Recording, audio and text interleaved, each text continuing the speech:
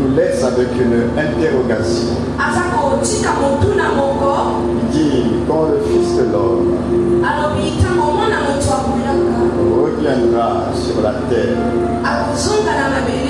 Donc déjà, à partir de ce qu'il est en train de dire, il est en train de confirmer qu'il va revenir. Et en même temps, il est en train de parler de son départ, c'était un langage prophétique. Parce que ne peut revenir que celui qui est parti. Donc il était déjà en train d'annoncer, je vais partir, mais je vais revenir. Et donc il dit ceci, quand il va revenir, il dit, trouvera-t-il la foi?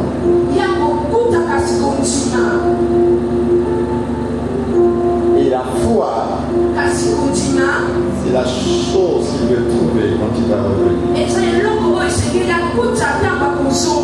Alors quand Jésus nous laisse avec une telle question, il faut que ça vous pousse à la réflexion.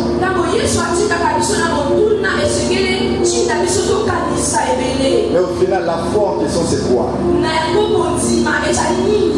Si c'était aussi simple qu'on le pense, il dit que quand il va revenir, trouvera-t-il la foi sur la terre? Donc ça veut dire que jour après jour, nous devons veiller, nous examiner pour nous rendre compte, est-ce que j'ai la foi, je suis dans la foi? Mais au final, la foi, c'est quoi? La parole de Dieu définit la foi. Mais entre autres, on nous dit que la foi vient de ce qu'on entend. Et ce qu'on entend vient de la parole de Christ.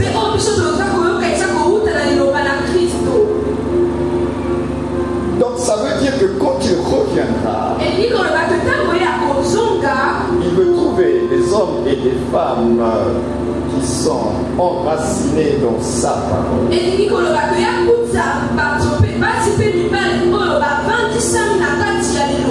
Des hommes et des femmes qui croient en lui et qui continuent à croire en lui. Pourquoi je suis en train de vous dire ceci en introduction? Parce que au fur et à mesure que nous sommes en train de nous rapprocher de la fin, un constat est fait dans l'Église. Et d'ailleurs, ce constat n'est que l'accomplissement de parole de Dieu. La Bible dit que dans les derniers jours ou dans les derniers temps, l'amour d'un grand nombre se refroidira. 2, beaucoup abandonneront la foi. Vous ne citez que ces deux-là. Et ce sont des indicateurs. Je crois que la dernière fois je l'avais dit ici. Jésus ne nous a pas laissé une date pour son retour. Mais il nous a laissé des signes pour observer la saison de son retour. Et c'est très important que vous compreniez cela. Il n'y a pas une date, mais il y a des signes qui annoncent la saison de son retour. De la même manière que sur le plan naturel, il y a certains signes qui vous disent que bientôt nous allons rentrer dans la saison sèche. Mais de la même façon, l'Église doit comprendre.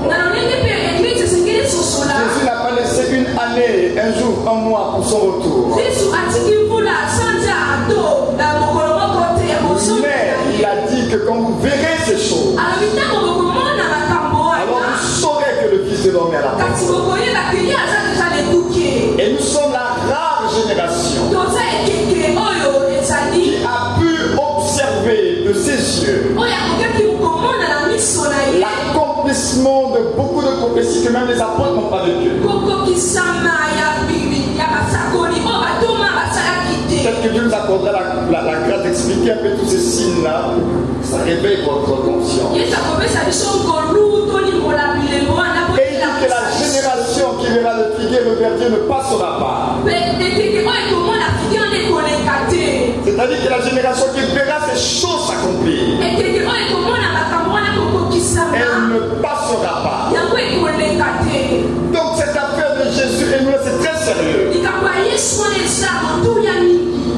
On vous dit que Jésus revient bientôt, ce n'est pas des slogans.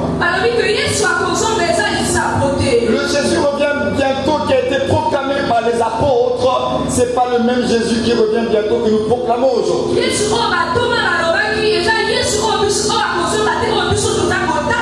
Parce qu'à leur époque, il y avait encore pas mal de prophéties qui n'étaient pas mises en place.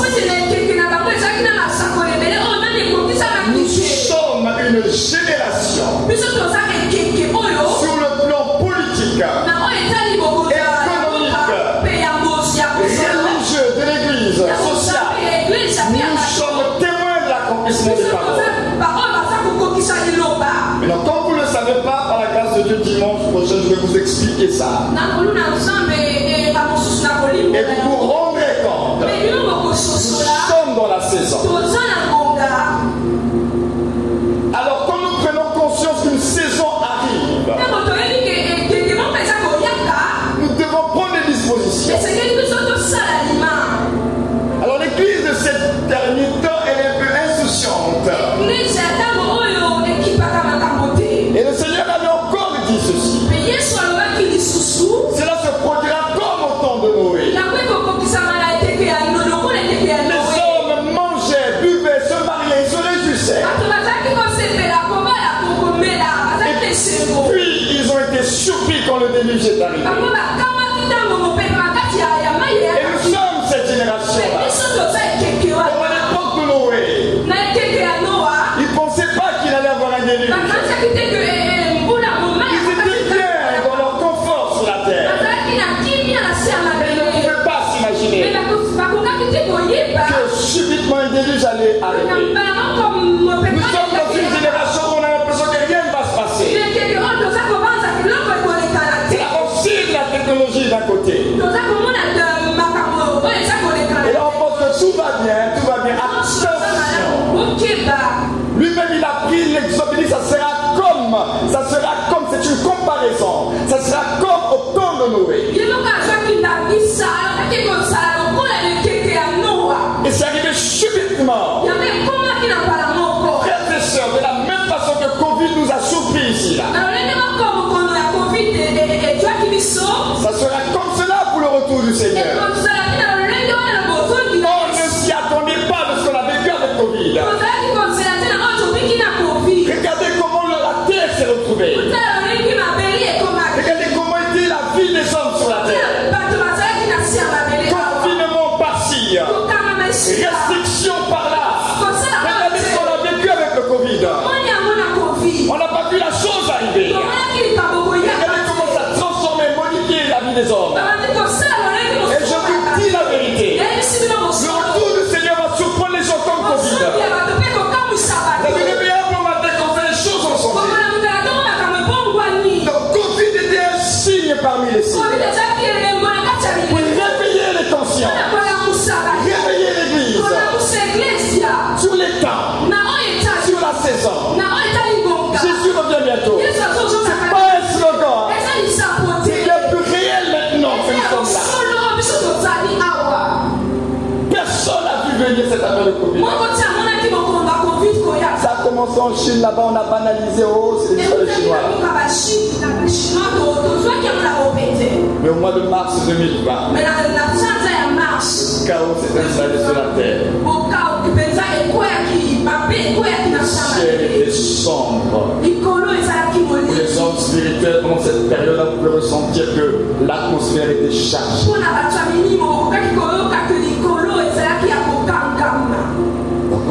dit là. C'est même pas on, lui-même il a dit, il va revenir. C'est une affaire sérieuse. À cause de cela, raison de plus pour nous de veiller.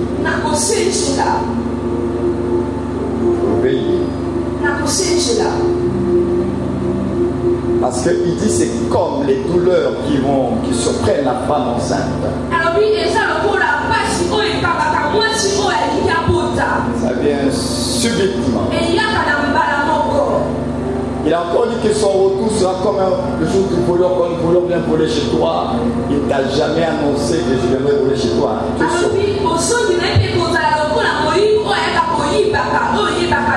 Regardez un peu toutes ces images qu'il a prises pour attirer notre attention.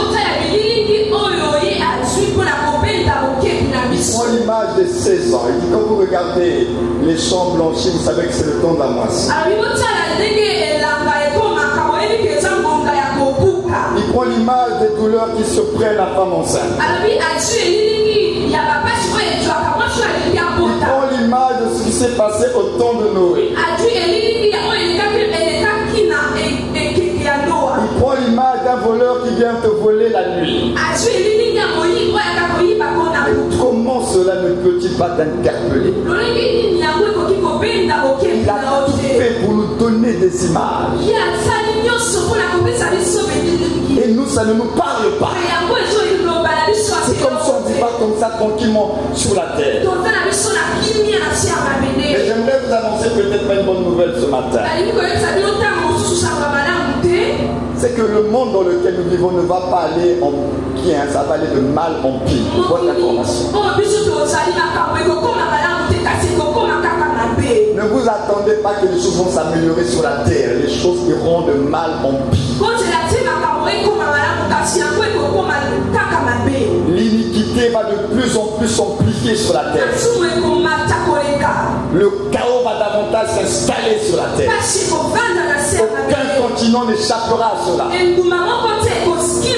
Notre seule voie de secours et de salut, c'est être en Christ. Ne vous attendez à rien de ce monde. Parce que ce monde-là va vous surprendre. Ils sont en train de mettre tout en œuvre pour que ça aille de plus en plus mal sur la terre.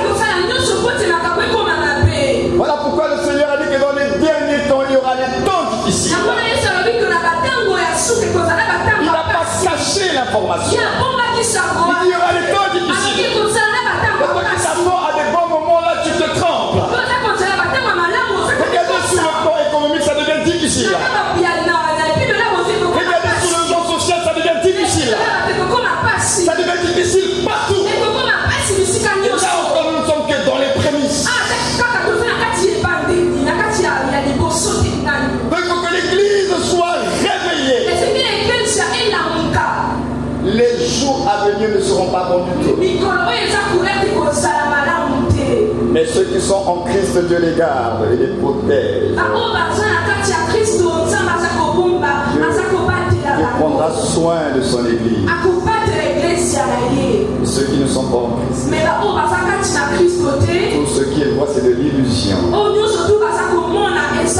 La vraie réalité, c'est le chaos. Parce que dans leur slogan, ces gens qu'on appelle les maîtres du monde. Dans leur slogan, ils disent qu'ils installent leur ordre dans le chaos que eux-mêmes vont causer d'ailleurs.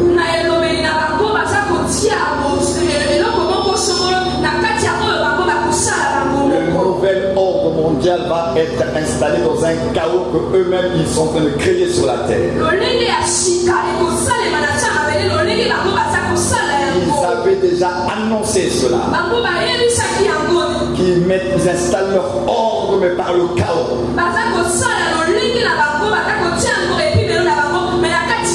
Donc c'est normal qu'ils créent le chaos. Ils ont créé ces histoires de Covid là pour installer autre chose.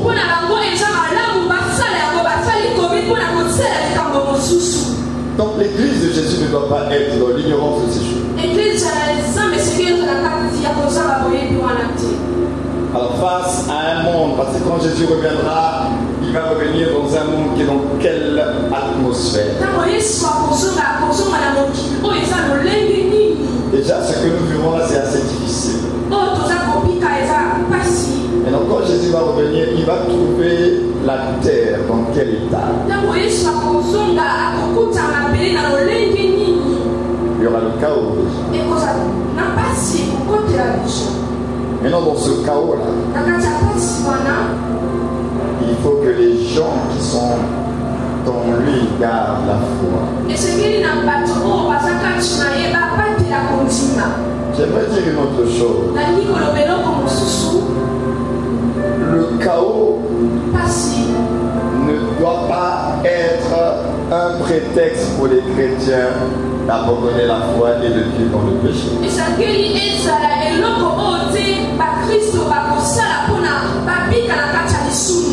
Bien au contraire, plus les ténèbres vont être sur la terre, plus le chrétien doit veiller à garder la foi.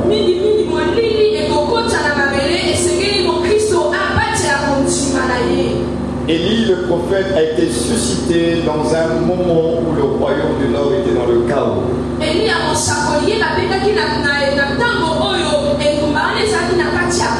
Et beaucoup s'étaient mis à prostituer à des dieux étrangers. Et puis Élie, quand il a subi sa dépression, sa crise, il a cru qu'il était resté le seul prophète de Dieu qui est resté intègre.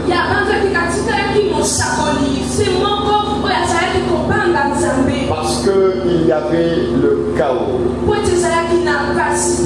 Dit à Dieu, je suis resté le seul. Et Dieu lui a dit non. Et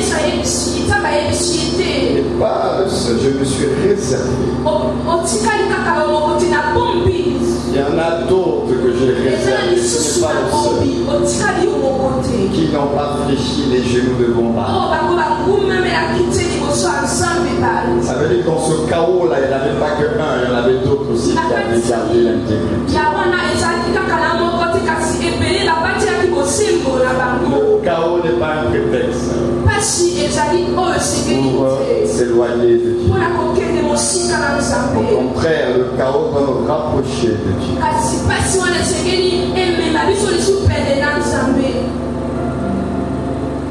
Et j'aimerais dire autre chose encore. Maintenant, dans ce chaos-là, Dieu a des attentes à l'égard de son Église. Et nous allons parler de certaines choses ce matin. Ne pensez pas que Christ est mort à la croix pour vous laisser maintenant chacun se chercher, se gérer.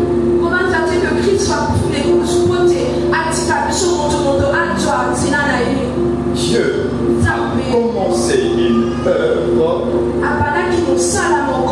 et il la poursuit après la résurrection. Et vous devez comprendre que si vous êtes en Christ,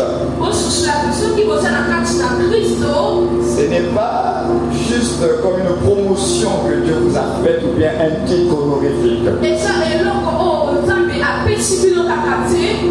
C'est toute une vie que vous incarnez.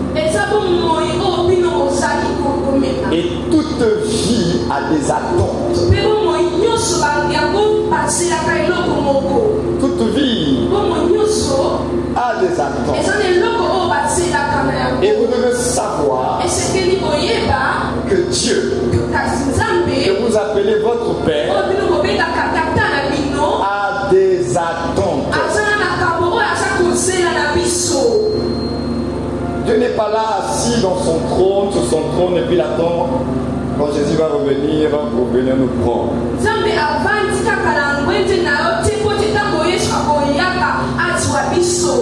Vous êtes son peuple. Il est votre roi. Il a des attentes. Je ne sais pas si tu t'es déjà posé la question, au fait, maintenant je suis en Christ là. Qu'est-ce que Dieu attend de moi.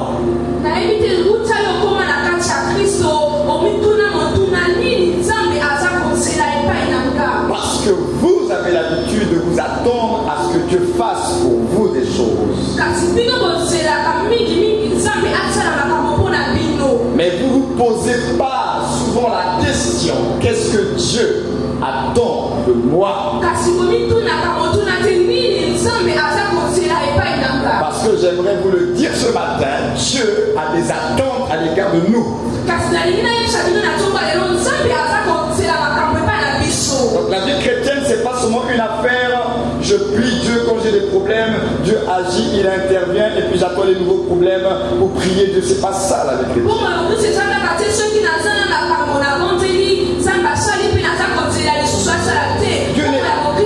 Dieu n'est pas un pompier. C'est pas un pompier. À la dernière minute, il y a le feu, on appelle Dieu, il vient de faire, on attend. On attend le prochain feu pour appeler. De la même manière que vous avez des attentes à l'égard de Dieu au sujet de votre vie, Dieu aussi a des attentes à votre sujet. Il a dit, il n'y aura pas de femme stérile au milieu de mon peuple. Maintenant, je veux donner une dimension prophétique à ce passage. Ne le prenez pas au premier degré, juste parce que Dieu veut que les femmes stériles enfantent. Oui. Mais c'est bien plus que prendre ça au niveau terre à terre et physique. Il dit, il n'y aura pas de femme stérile au milieu de mon peuple. Qu'est-ce que ça veut dire?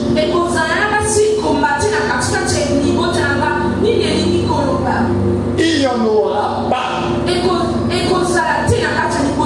Parce que la stérilité, c'est l'absence de vie. C'est l'incapacité à produire la vie et à la manifester.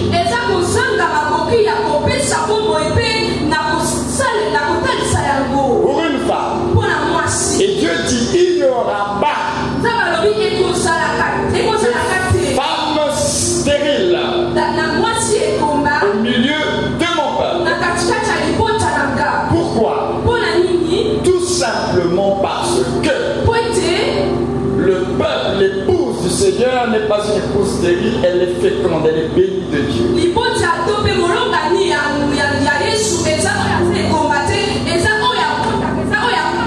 La femme, c'est l'image de l'Église. L'église de Jésus-Christ n'est pas une église stérile, incapable de porter la vie et de produire la vie. L'église de Jésus-Christ est une église qui est bénie de Dieu. Donc qui est capable de porter, manifester, produire la vie.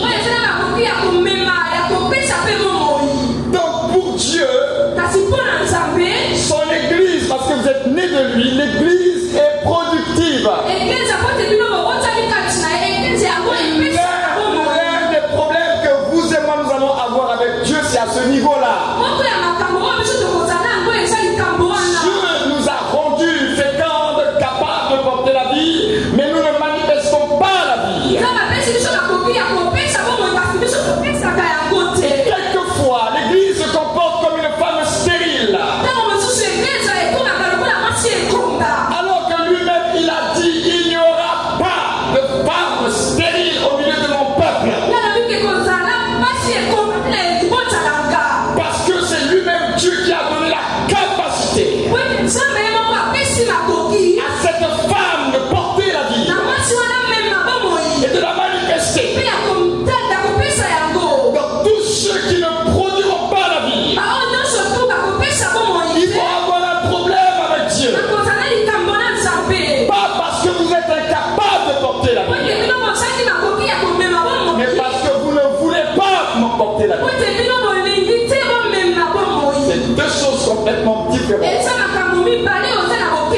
Manifester la vie et ne pas vouloir la manifester.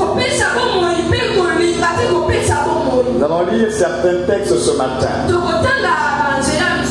Vous donner de la lumière sur ce que je suis en train de dire. Vous allez découvrir le caractère de Dieu qui s'attend à vous.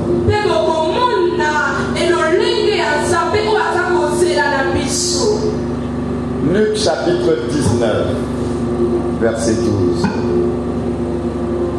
Luc 19, verset 12. Voilà, ceux qui ont compris déjà sont mis debout. C'est ça la première lecture en honore en se mettant debout. Il dit donc, un homme de haute naissance s'en alla dans un pays lointain pour se faire investir de l'autorité royale et revenir ensuite. Il appela 10 de ses serviteurs, leur donna 10 000 et leur dit, faites-les valoir jusqu'à ce que je revienne. Ne perdez pas de vue le verset 13. Faites-les valoir. Et en réalité, c'est ça le thème de mon message. Faites-les valoir jusqu'à ce que je revienne. Mais ses concitoyens le haïssaient et ils envoyèrent une ambassade après lui pour dire, nous ne voulons pas que cet homme règne sur nous. Lorsqu'il fut de retour, après avoir été investi de l'autorité royale, il fut appelé auprès de lui les serviteurs auxquels il avait donné l'argent, afin de connaître comment chacun l'avait fait valoir. Le premier vint et dit, Seigneur, ta mine a rapporté 10 000. Il lui dit, c'est bien, bon serviteur, parce que tu as été fidèle en peu de choses, reçois le gouvernement de 10 villes. Le deuxième vint et dit, Seigneur, ta mine a produit 5 000. Il lui dit, toi aussi, sois établi sur 5 villes. Un autre vint et dit, Seigneur, voici ta mine que j'ai gardée dans un linge. Car j'avais peur de toi, parce que tu es un homme sévère. Tu prends ce que tu n'as pas déposé et tu moissonnes ce que tu n'as pas semé. Il lui dit, je te juge sur tes paroles. Écoutez bien ce qu'il dit, je te juge sur tes paroles. Méchant serviteur, tu savais que je suis un homme sévère, prenant ce que je n'ai pas déposé et moissonnant ce que je n'ai pas semé. Pourquoi donc n'as-tu pas mis mon argent dans une banque? Écoutez bien la suite. Afin qu'à mon retour, je le retire avec un intérêt. Que Dieu bénisse sa parole, on peut s'asseoir. C'est Jésus qui parle. Remarquez que la fin de l'histoire parle de pouvoir déposer son argent à la banque pour avoir les intérêts.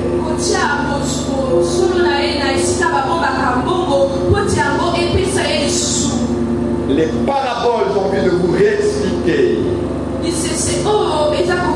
N'étaient pas que des histoires comme ça que Jésus racontait. Les paraboles étaient des histoires, des faits de la vie. Pour illustrer des vérités spirituelles. Donc les paraboles là, c'était pas que des histoires, non. Il y avait une essence spirituelle dans les paraboles. Maintenant, on prend des images, des illustrations, des faits de la vie pour vous expliquer la réalité spirituelle. Et cette parabole-là nous parle à nous, l'Église de Jésus.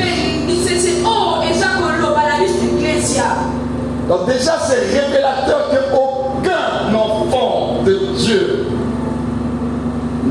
ne vient remettre au Seigneur sans recevoir du Seigneur des capacités.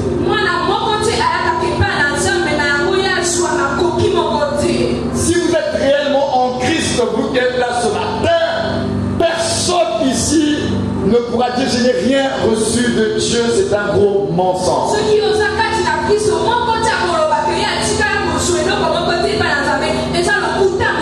Jusqu'à ce qu'il revienne, donc il a donné à ses serviteurs chacun des talents différents. C'était pas pareil, mais chacun a reçu quelque chose. J'aimerais te dire que là où tu es assis là-bas, si tu es réellement en Christ, tu as reçu quelque chose de Dieu. C'est peut-être pas comme pour ton voisin, mais une chose est certaine, tu as reçu quelque chose de Dieu. Et tu dois également savoir que la chose que tu as reçue de Dieu, Dieu a des attentes vis-à-vis de cela.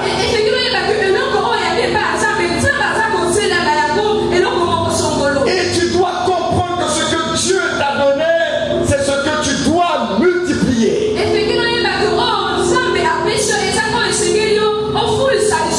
dit faites-les valoir, multipliez ce que je vous ai donné.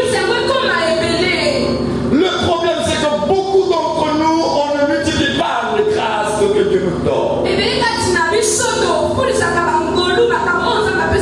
on se comporte comme des femmes stériles et infécondes.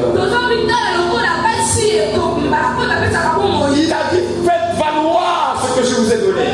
Le Seigneur ne peut pas vous demander de faire valoir au moment où vous n'avez rien.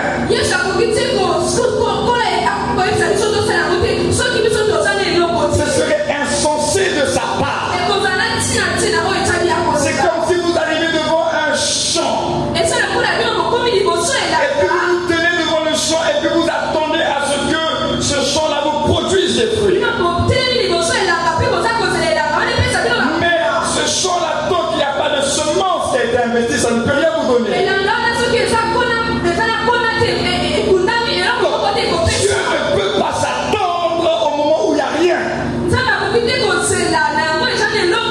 Donc ça veut dire que si Dieu s'attend, c'est qu'il y a quelque chose qui est là. Dieu ne peut pas s'attendre à des fruits de votre part si au préalable il n'y a pas une semence de vie qui est en vous.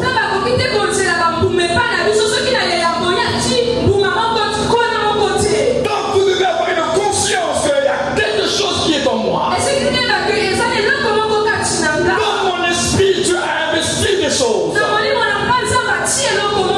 aura pas de femme stérile au milieu de mon peuple. L'église n'est pas une église stérile. Elle porte en elle la capacité. C'est pourquoi lorsqu'il reviendra, il nous posera la question. Qu'est-ce que tu as fait? C'est pas une histoire. C'est une vérité. D'une réalité spirituelle qui se produira lorsque Jésus reviendra. C'est pas juste une histoire. Quand il reviendra, chacun de nous rendra des comptes. Qu'est-ce que tu as fait? C'est très sérieux. De la même manière, vous vous demandez à Dieu, Seigneur, fais ceci dans ma vie, Seigneur, c'est bien. Vous faites votre part. Pour que Dieu fasse sa part pour vous. Mais vous aussi, Dieu va dire maintenant, où sont les fruits? Où sont les fruits? Ça fait 15 ans, 20 ans, 10 ans dans la foi chrétienne. Où sont les fruits? Et là, j'ai bien peur. Si Jésus l'a dit, c'est qu'il y aura des gens qui seront comme ce serviteur. Qui vont lui dire, Seigneur, j'ai eu peur.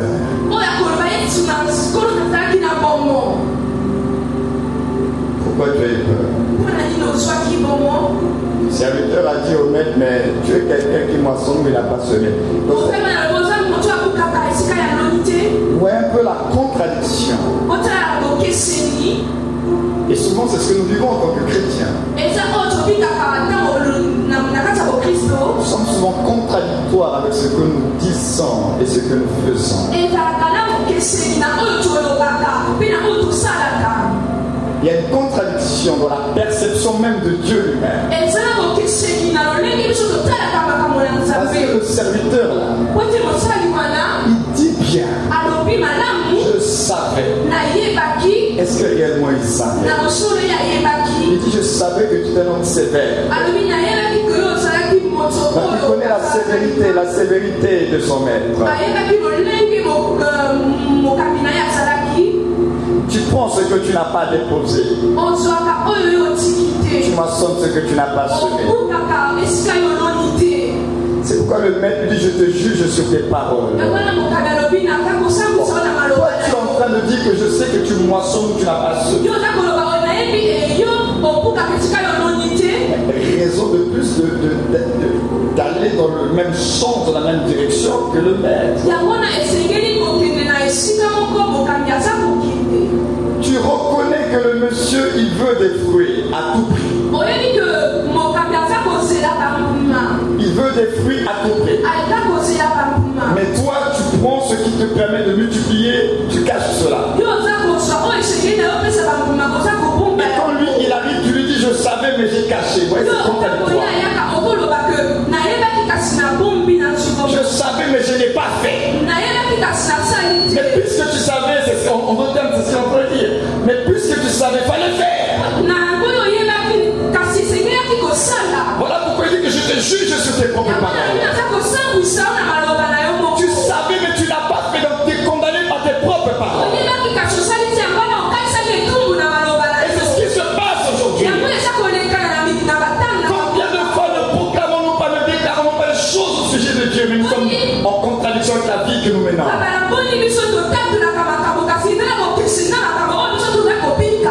La dernière fois, je vais parler de la 7e norme, comme je mets la crainte de Dieu.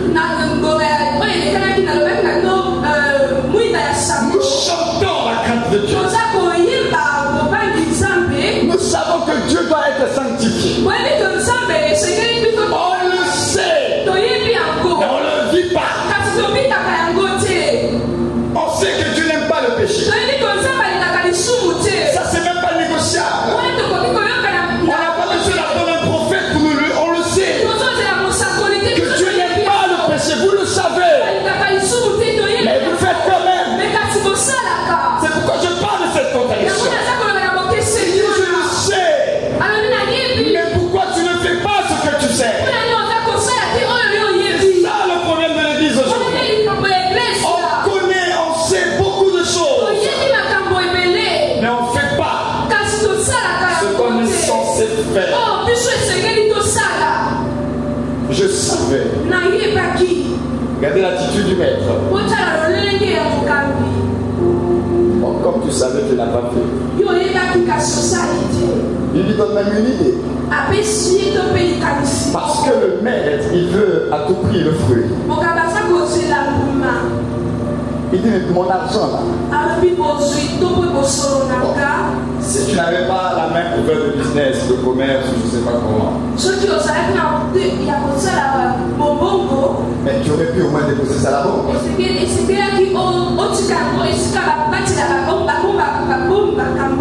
Ça va générer des intérêts. Dieu veut des fruits. Il prend même cet exemple de la vie de tous les jours. Vous voyez comment Jésus était sage et intelligent. Ce que on nous a parlé ici, les systèmes, avant même que les systèmes bancaires se mettent en place avec Jésus qui avait parlé de ça. Il dit l'argent, tu peux le multiplier. Dès qu'on ça, la banque a généré. Parce qu'il avait compris le principe de l'argent. L'argent, c'est pas que la consommation, l'argent, c'est également la multiplication. Et lui dit que ce que je te donne là, tu dois réfléchir comment multiplier. Mais tu as gardé, tu n'as pas multiplié. On va côté même ce que tu as. Je Jean 15, on va lire. C'est très sérieux, hein, avec le retour du Seigneur qui pointe là. Jean 15, verset 1er. Je suis le vrai cep et mon Père est le vigneron.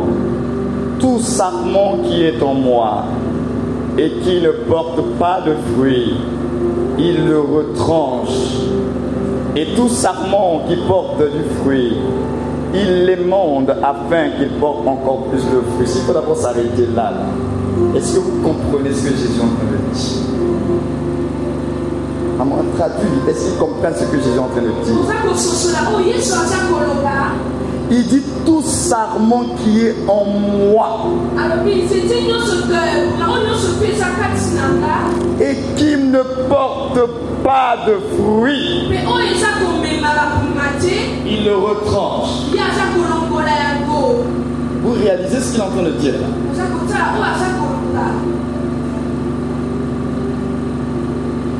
J'aimerais nous faire réfléchir.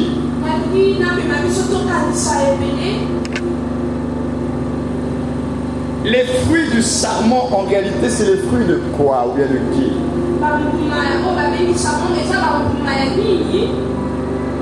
Parce que le sarment, c'est-à-dire la branche de l'arbre. La branche de l'arbre. Voilà. On avance, les gens comprennent. Donc, la branche là de l'arbre, les fruits qu'elle porte ne se sont pas ses fruits à elle.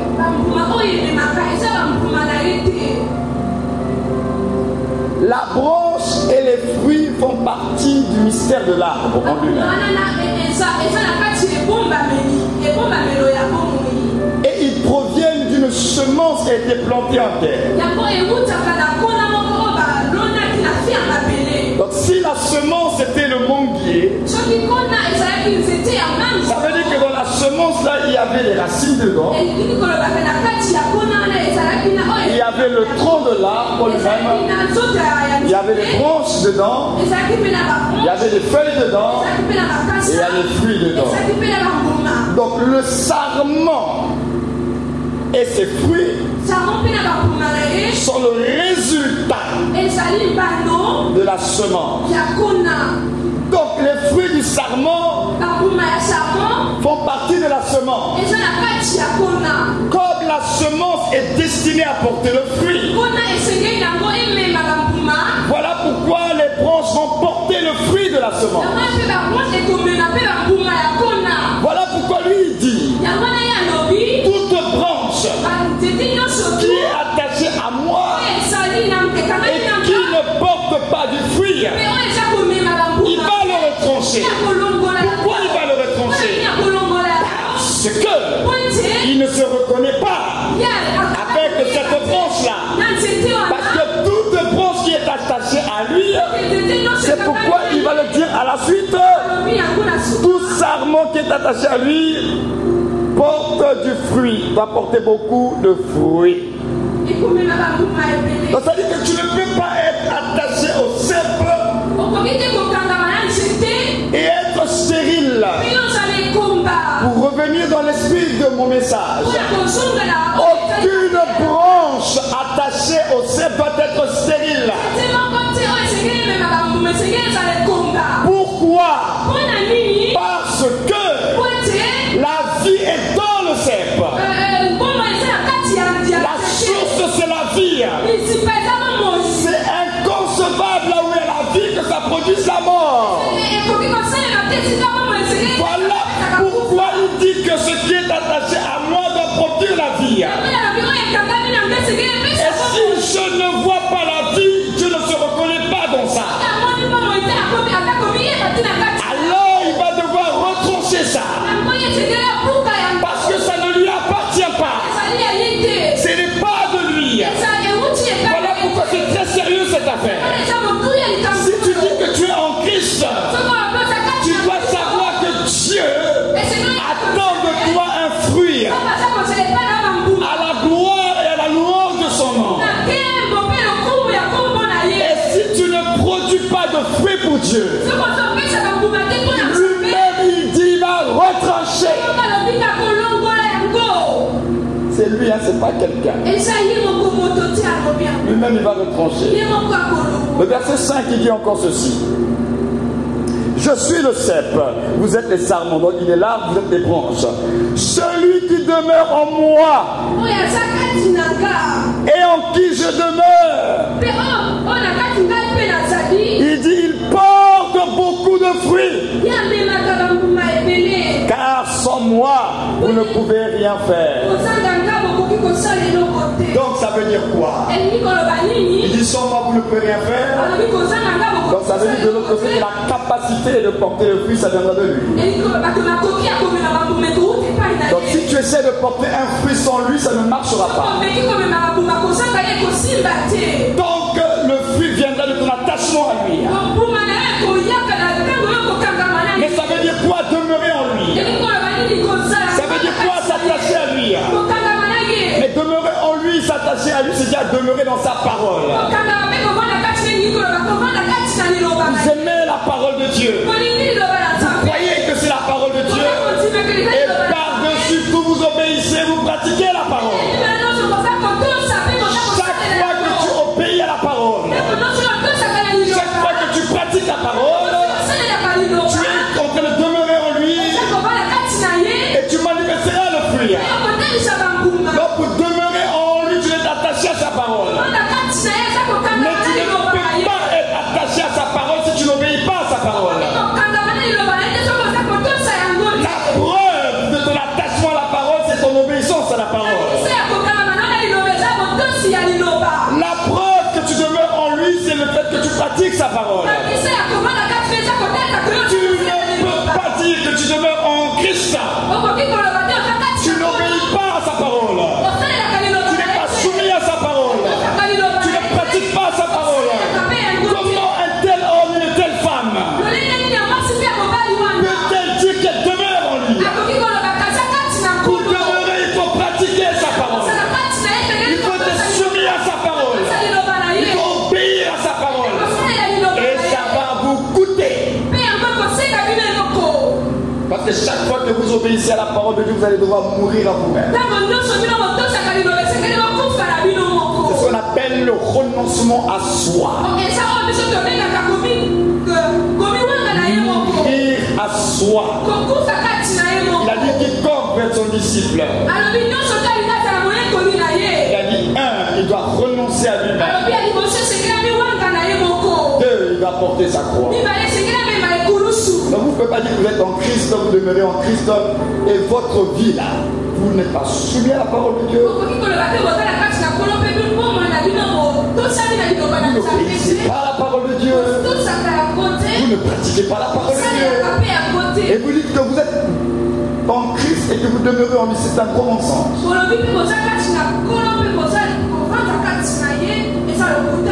Ça veut dire qu'une vie chrétienne de cette qualité-là, tu ne tiendras pas longtemps. Je vous ai pris mon exemple la dernière fois, c'est par sa grâce. Et je prie que Dieu me garde encore beaucoup d'années encore comme ça. Ça fait 29 ans que je marche avec Jésus. Dans ces 29 ans-là, par sa grâce, il a fait des histoires dont il a abandonné la foi. Il a renoncé à Jésus, il a fait ci, il a fait ça. Et parfois quand j'en parle, je me rends compte, mais tiens, ça fait quand même beaucoup d'années. Par sa grâce, c'est possible de demeurer en Christ. Ça m'a valu ce que ça m'a valu de ma propre famille. Incompris dans ma propre famille à cause de mon attachement. 29 ans après, je suis toujours là. Moqué, critiqué par mes collègues de l'école à l'époque. Parce que j'ai servi le Seigneur, j'étais jeune à l'époque. Je dis, mais toi, c'est la période de Dieu, là, tu as commencé trop jeune, non, il faut d'abord t'amuser, on est jeune. Mes collègues du lycée pensaient que j'allais m'essouffler dans le temps et dans la durée. 29 ans après, je suis toujours là. C'est possible. Quand vous avez compris le Christ qui il est, demeurer en lui, ça va vous coûter. Mais ça va vous maintenir. Ça va vous préserver de beaucoup de choses. En tout cas, je prie le Seigneur qui me garde encore beaucoup d'années encore. J'ai appris, donc ce que je vous dis, c'est pas j'ai lu ça dans un livre. Témoignage de ma vie. C'est possible de demeurer en Christ. Mais ça va vous coûter. Mourir à vous-même. Parce qu'on va peut-être vous critiquer. Les amis vont peut-être se moquer de vous. Mais vous devez accepter de porter votre croix. Quand il y a le renoncement à soi, ça t'amènera toujours à la croix. Tu ne peux pas renoncer à toi-même et puis ça t'amène pas à la croix. C'est pas possible. Chaque fois qu'il y a le renoncement, ça t'amène à la croix. Le renoncement à soi, c'est Gethsemane. Il a lutté, non pas ma volonté, mais ta volonté. Et parce qu'il est mort à lui-même, il s'est retrouvé à Golgotha à la croix. C'est pas possible que vous puissiez distinguer cela. Quand il y a le renoncement, ça vous emmène à la croix. Tu ne peux pas dire que tu es un disciple de Jésus qui a renoncé à toi, mais tu n'es pas prêt à porter la croix. Tu vas devoir accepter cela. Ne pas être populaire devant les hommes. Cette semaine, le Saint-Esprit me rappelait une parole. Parce que je vois le phénomène des réseaux sociaux et tout ça là.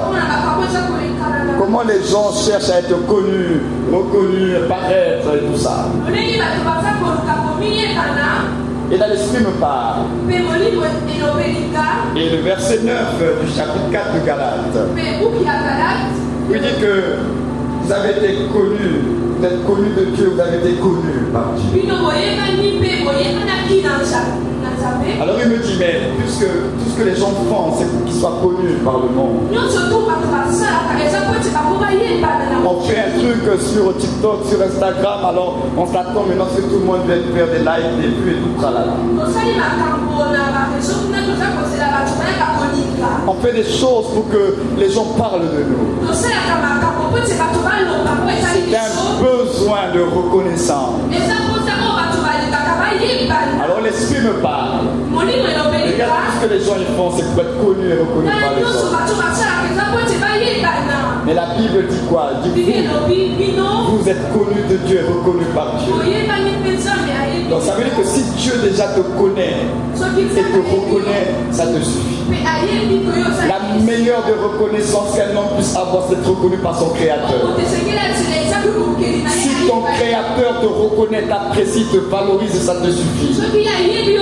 C'est pas une affaire de TikTok, d'Instagram pour qu'il y ait des vues et des likes. La reconnaissance de Dieu est supérieure à toutes les reconnaissances que tu pourras chercher. Regardez comment la Bible nous enseigne. Quand un tel, X, Y personne, autorité, te connaît ou bien parle de toi, tu te sens heureux et apprécié. Quelqu'un, un artiste de ce monde, il a jeté seulement ton nom dans une chanson, là tout le monde dit waouh, quand quelqu'un te connaît, un tel a parlé de toi. On a un sentiment de fierté parce qu'on est connu par X, Y personne. Mais notre Dieu lui-même, le Créateur, il dit je te connais. Tu es connu par moi. Le ciel te connaît. L'armée des cieux te connaît. Les anges te connaissent. Alors pourquoi continuer à souffrir dans ton âme, à recevoir l'approbation des hommes sur la terre, alors que tu as déjà reçu l'approbation de Dieu qui est dans le ciel? Alors quand j'ai reçu cette révélation, j'ai fait un petit post là-dessus pour faire comprendre aux chrétiens. Si vous êtes connus et reconnus par Dieu, ça vous suffit. Vous cherchez à être connu par les hommes, ça a quelle fin, ça a quelle valeur? Si on dit que dans X, Y institution, on a parlé de toi, tu vas te sentir heureux et fier. Mais regardez même les choses très basiques de la vie. Il suffit seulement que tu passes à la télé ou bien à la radio. Regarde le sentiment de fierté qui est là. On l'a vu à la télé, on l'a vu, on l'a entendu à la radio. On a vu l'affiche. Il y a un sentiment de fierté qui est là. Maintenant, on te dit que celui qui a créé tout ça là, Dieu, il te connaît et il te reconnaît. Comment ne pas te sentir fier et heureux? Savoir que Dieu lui-même me connaît. Il me connaît par mon nom. Bien plus encore. Même le nombre de cheveux qui sont sur ta tête, il connaît ça.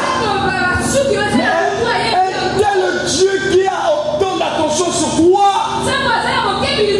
comment tu vas aller chercher encore la gloire de ce monde? Qu'est-ce que les hommes de ce monde pourront te donner?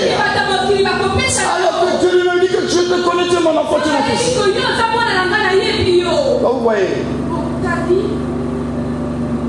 demeurons attachés. Mais je le répète, ça va vous coûter. C'est à cela que, comme il a dit, qu'on reconnaîtra les vrais disciples. Vous ne naissez pas en Christ juste pour rester des enfants en Christ, non? Quand vous avez accepté le Seigneur, c'est la première étape. La prochaine étape, c'est que vous devez devenir des disciples. Et quand le disciple est accompli, il manifeste le caractère du maître, donc il devient un fils. Accepter Jésus-Christ n'est que la première étape. Vous êtes en Christ pour devenir disciple. Et le disciple, il reproduit ce que fait le maître. Et c'est comme ça que vous allez à la fin devenir des fils. Donc vous n'êtes que la première étape, ça vous suffit. Non. Vous êtes appelés à passer à l'étape supérieure. Or, l'étape supérieure, c'est l'étape où vous allez devoir accepter de porter votre croix et de mourir. Et c'est à partir de cette étape qu'il y a un tri qui va commencer à se faire. Les véritables et ceux qui ne le sont pas. Il y a le tri qui se fait. Tu as cru mais tu n'es pas prêt à aller jusqu'à la croix. Tu as cru mais tu n'es pas prêt à mourir. Beaucoup de gens échouent à la classe du disciple-là. C'est pourquoi beaucoup sont à la maternelle. Parce que quand tu as cru là, c'est la maternelle.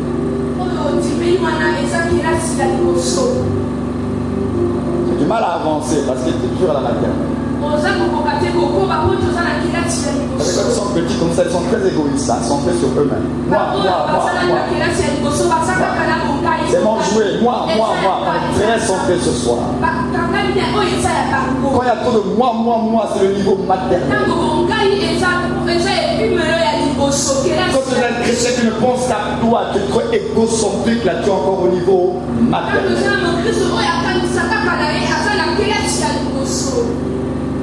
Et le Seigneur dit que ce n'est pas là où il t'attend. Tu dois comprendre que si tu demeures en lui, tu vas porter des fruits. N'aie pas peur, ça ne donnera pas de toi, c'est lui qui va le faire au toi.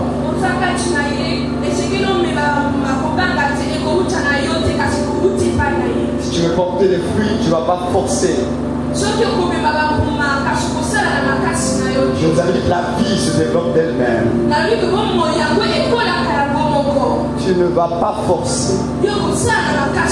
Écoute-moi bien ce matin, ce n'est pas toi qui forme Christ, c'est Christ qui se forme en toi.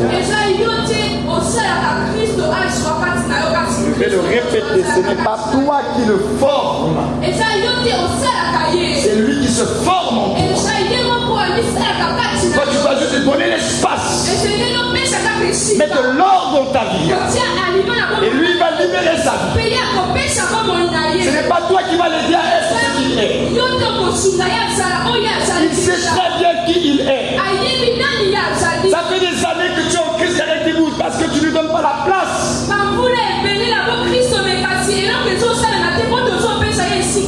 Mais il faut qu'il prenne la place. Il faut que tu meurs à toi. La seule place qu'il pourrait avoir, c'est par ta mort. Si tu meurs à toi, la vie de Christ va jaillir. Parce que la puissance de la résurrection n'agit que là où il y a la mort. Le problème, c'est ça.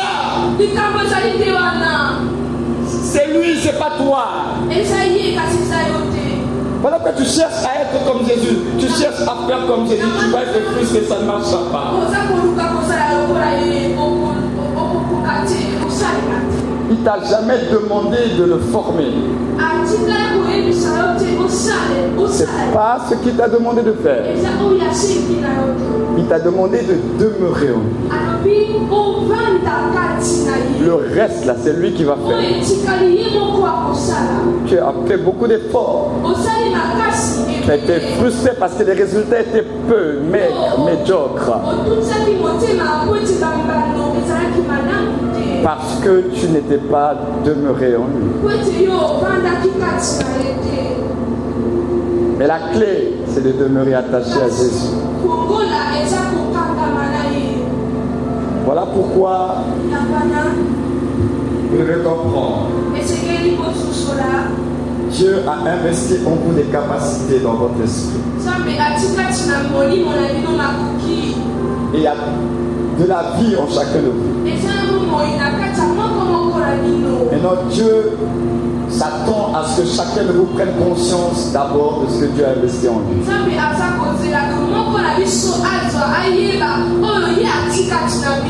Pour que la prise de conscience maintenant te pousse maintenant à faire ce que tu dois faire.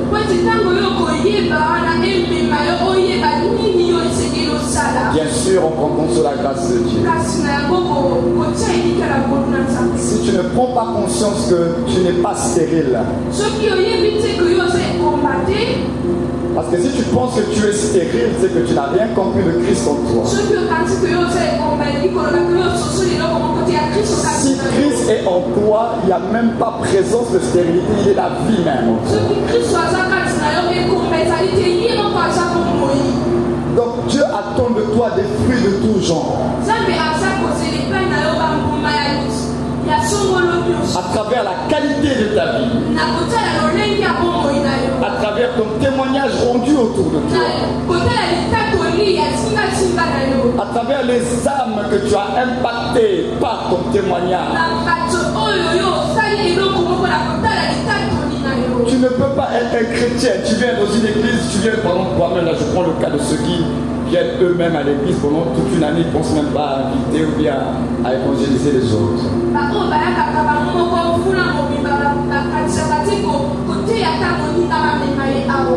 Vous avez l'impression que vous faites bien, mais vous faites mal parce que vous devez être productif. Vous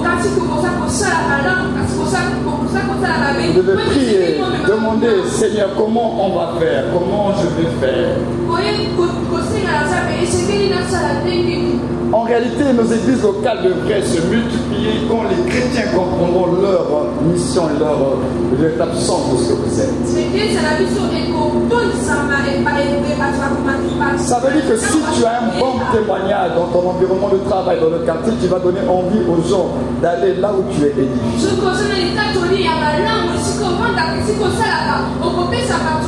Mais si toi-même tu n'as pas le bon témoignage, comment les gens vont te suivre? Vous voyez la responsabilité que vous avez. Parmi vos responsabilités, parmi les fruits que vous devez produire, la science. En termes d'âmes, combien d'âmes tu as gagné? Combien d'âmes tu as impacté? Combien? Parce qu'il te demandera tu as fait des grâces. C'est comme une personne qui était venue me voir. Et puis quand elle vient me voir, elle vient me raconter des histoires. Ça c'est toujours mes frères, mes fils du Maroc là. Non, le Dieu Père, vraiment, on est béni par tes messages, on est béni par tes enseignements. Ah, tu te souviens quand on était au Maroc, on me raconte les histoires du Maroc. Nous étions en plein Covid ici, je suis bloqué ici pendant 7 mois. Moi j'ai écouté ce frère là qui me dit oui, vraiment, tu nous bénis, vraiment, tes messages, tes enseignements. Moi j'ai dit à ce frère, justement, si toi tu dis que tu es convaincu que le message que Dieu m'a donné est un message qui peut bénir les autres, je leur dis, mais qu'est-ce que vous faites vous pour amplifier ce message? C'est bien de garder ce message entre nous dans le cadre d'une église. On est content, on a le Dieu Père qui est là qui parle. Mais est-ce que vous pensez que c'est juste devant Dieu? Vous devez réfléchir comment on va amplifier ce message, comment d'autres personnes peuvent écouter ce message. Et j'ai dit à ce frère, moi je ne vous demande pas de l'argent, que vous m'achetez une maison et des voitures. Si vous croyez au message que Dieu m'a donné, j'ai dit amplifiez le message. À la radio, il y a la télé, il y a plusieurs réseaux. C'est à vous de l'amplifier. Si vous estimez que vous avez été béni, bénissez aussi les autres. Donc vous gardez la bénédiction que pour vous-même. Et vous voulez parler avec la parole, vraiment après tout ce au Maroc, vraiment des messages. Mais moi j'ai pas besoin de ça. Je veux des fils et des filles qui ont compris qu'on a un message que d'autres ont besoin d'écouter. Mais un homme ne peut pas tout faire tout seul, non. Mais comme ça traîne le pas, moi-même je suis allé prendre un espace à la radio. C'est moi-même qui ai payé. Parce que je dis que si j'attends sur mes fils là, on ne va pas aller loin. Je passe sur RBN, c'est moi-même qui paye. Et c'est comme ça que mes messages ont commencé à passer sur RBN. Et la même période, j'ai pris un espace à la radio GDH. C'est moi-même qui paye. Et puis les gens écoutent mes messages sur GDH. En même temps, je dis, mais les enfants, ils n'ont rien compris. Dieu vous a donné un don, un talent qui est là, vous ne le multipliez pas. Vous avez des moyens, vous avez des ressources. Au lieu d'amplifier le message de votre père, votre apôtre, non, on veut raconter les messages apôtres, tu sais, à l'époque, les messages du bon Dieu. Et alors, d'autres personnes ont besoin d'écouter ce message. D'après Marcelo Tunasi, comment il s'est retrouvé, tout le monde a commencé à l'écouter là. Casareo, avant, on ne connaissait pas. Casareo a amplifié et on a découvert Marcelo Tunasi. Mais il avait toujours été là, il avait toujours sa grâce, mais il n'avait pas le support, le moyen qui peut amplifier son message. Vous devez comprendre que vous avez un messager avec un message. Travaillez pour amplifier le message. Vous les voyez là, ils ne se sont pas faits tout seuls. Ils ont eu des enfants, des fils qui ont compris le message et qui ont amplifié le message du Père. Beaucoup de gens ici, après moi, vous avez partout, ont besoin d'écouter le message. Maintenant Dieu vous regarde, vous les fils, bon, je lui ai donné des fils, je vais observer ces fils, à trouver votre foi. Dernièrement, je suis passé sur MCRTV, c'est pas vous qui avez payé, moi j'ai payé un espace sur MCRTV, je suis passé la dernière fois. Quand on a un message, un don que Dieu vous donne, réfléchissez le multiplier. Alors à ce moment-là, Dieu dit, tu as bien fait. Il dit, il va dire à son fils, à sa fille, vraiment, je t'ai donné un talent. Peut-être que ton talent, ce sont des capacités financières. C'est avec cela que tu permets de multiplier, de faire avancer le royaume de Dieu.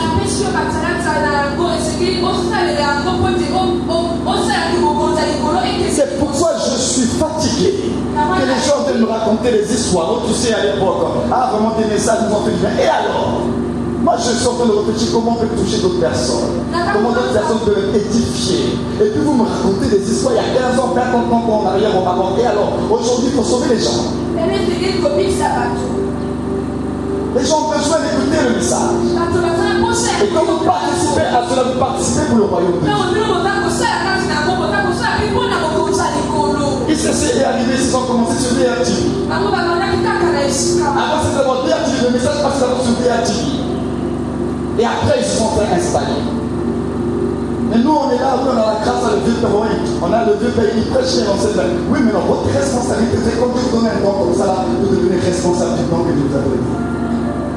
Vous ne savez pas, je ne sais pas moi. Je suis au milieu de vous, c'est pas, vous ne devez pas me garder mon prisonnier. Je suis un don pour le corps de Christ. Maintenant, si vous ne comprenez pas cela, Dieu va ouvrir des portes ailleurs. Mais vous allez rester que dans les histoires de l'Église, savoir vraiment les portes à le Dieu Père vraiment. Non. J'ai fait le séminaire dans l'église du Pasteur Bello. C'était tellement fort, tellement fort. Il dit non, ça doit passer à la télé. Il dit ça doit passer à la télé. Moi-même, je vais semer l'apôtre. Ça passera à la télé. Il dit ce message, tout le monde va l'entendre. Et non, vous-même, la fils de la maison, vous l'avez, cet apôtre-là, à votre disposition. Le mercredi, il est avec vous. Mardi, il est en entretien. Mercredi, vendredi, je ne suis pas là le vendredi, jeudi, je suis là. Dimanche, il est là. Vous avez la grâce de m'avoir comme ça.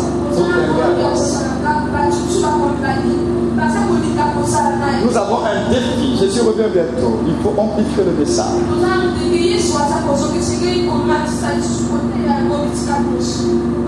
Vous trouvez normal que vous avez un père, un apôtre dans une maison. C'est lui-même qui paie la radio, qui paie la télé. Finalement, vous savez à vous. Quelle est votre place dans ce ministère comme ça? Vous allez être béni comme ça, vous ne le serez pas. Vous m'écoutez sur RBN, c'est moi-même qui paye. C'est pas vrai. J'ai dit à Charles, on a même arrêté. C'est juste pour vous dire que c'est possible. Beaucoup de gens m'ont entendu, mais vraiment apporter un message. Mais ton message, il faut que ce n'est pas un message pour garder dans une église locale. Beaucoup me l'ont dit.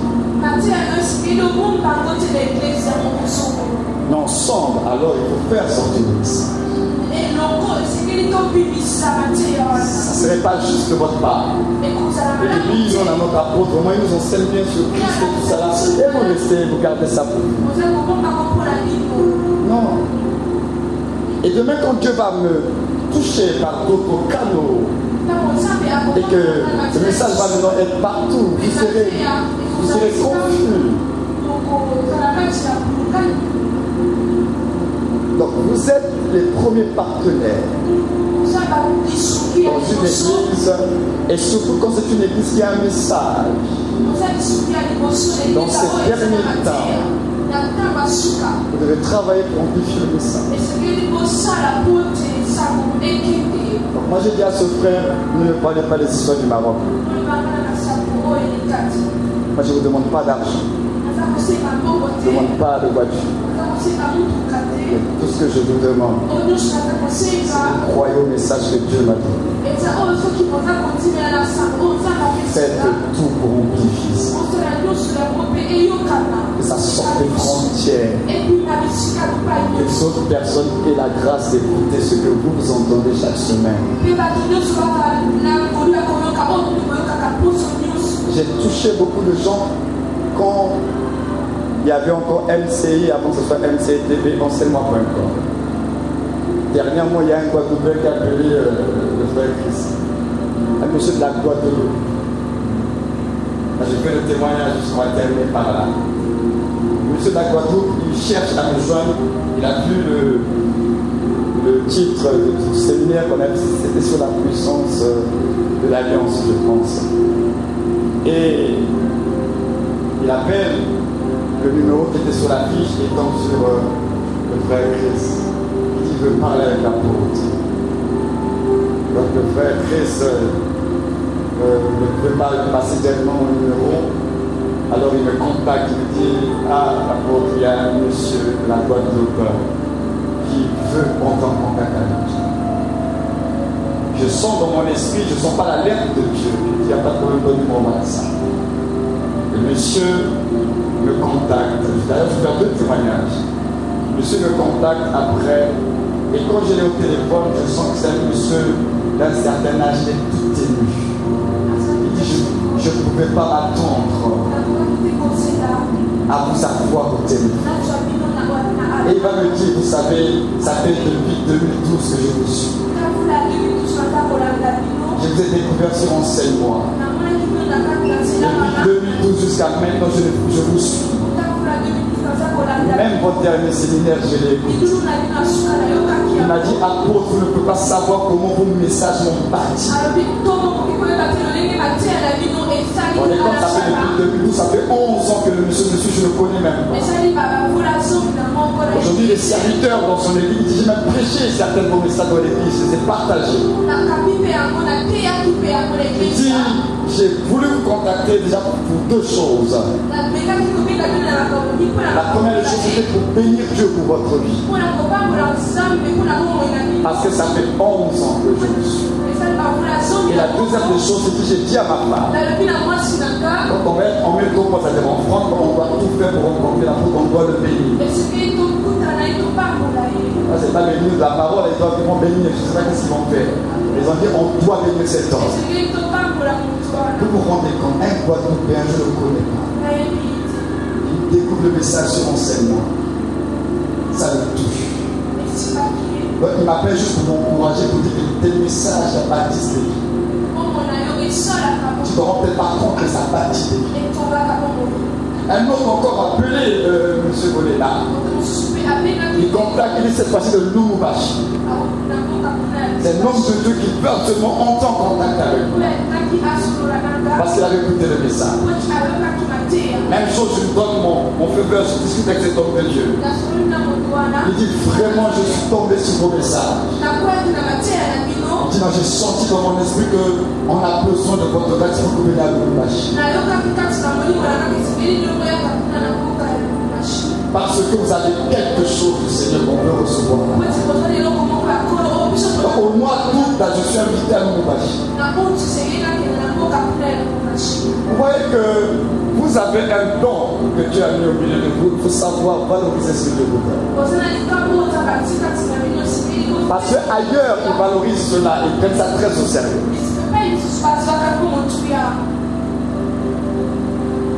Je donne quand même le troisième témoignage. C'est toujours cette affaire de réseau là. Un homme de Dieu du Bénin. Même chose, il m'a suivi sur enseignement. Et il va me contacter, j'étais en France.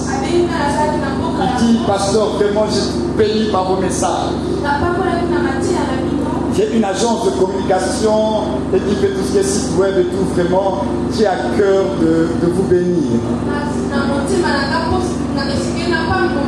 Je dois créer pour vous un site internet parce que ce que vous avez là, je dois créer un site internet. Ça sera mon offrande. Alors quelques années après, on s'est perdu de vue.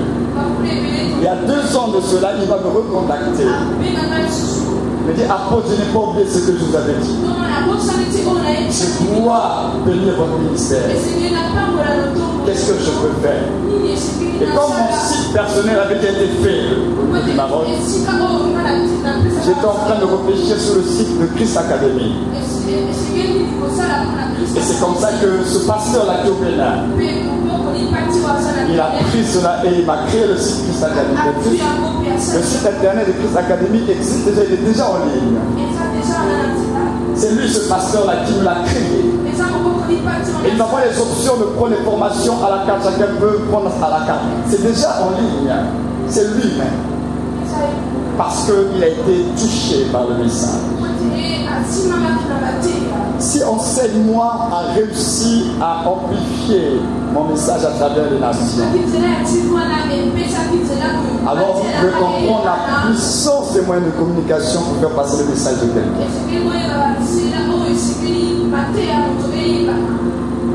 La radio, la télé, on a beaucoup de moyens aujourd'hui pour amplifier le message. Ça aussi, ça fait partie des fruits et de la multiplication. Le don que je suis doit se multiplier. Je ne peux pas rester là que pour vous. Il y a d'autres personnes qui ont besoin de ça. Et vous devez participer à ce que le don se multiplie. Dans le Cameroun, Cameroun m'attend, il me réclame là-bas. Mais je ne peux pas encore. Mais pourtant, ils ont besoin d'écouter le message. C'est juste pour nous dire que personne n'est stérile. Chacun de vous a reçu de Dieu des capacités.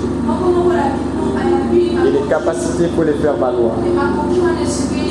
Chacun doit réfléchir comment je peux me multiplier. Déjà à titre personnel, toucher les âmes, inviter des personnes, pour que demain quand Jésus reviendra, que je n'aurai point à rougir devant le Seigneur.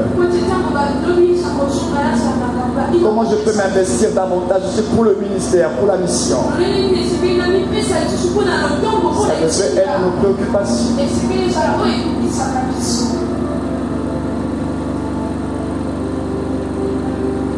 Parce qu'il n'y a plus de temps.